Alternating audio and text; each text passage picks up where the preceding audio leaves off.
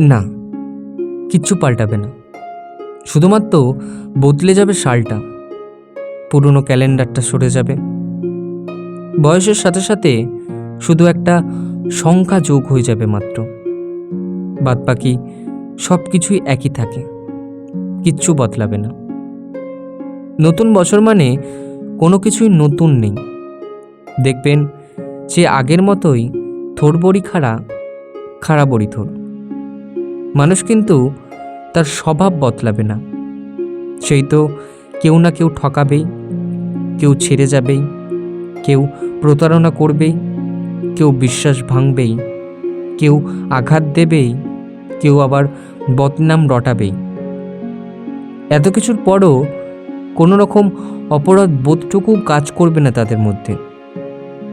ঘড়ির কাঁটাটা 12টার ঘর থেকে শুরু করে যেমন 12টার ঘরেই ফিরে আসে, ঠিক তেমনি বছরের পর বছর চলে যাবে, বয়স বেড়ে যাবে, ক্যালেন্ডারটা পাল্টে যাবে, শুধু পাল্টাবে না মানুষ, পাল্টাবে না তার স্বভাব।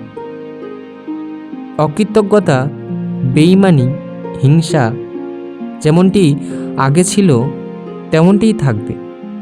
এগুলো কখনো বদলায় না, শুধু সময়ের সাথে সাথে ভালোবাসাটাই বদলে যায়। হ্যাঁ, এটাই জীবন। নতুন বছর আসবে, হাজার হাজার মেকি শুভেচ্ছা, শুভকামনা একে অপরকে ফরওয়ার্ড করবে।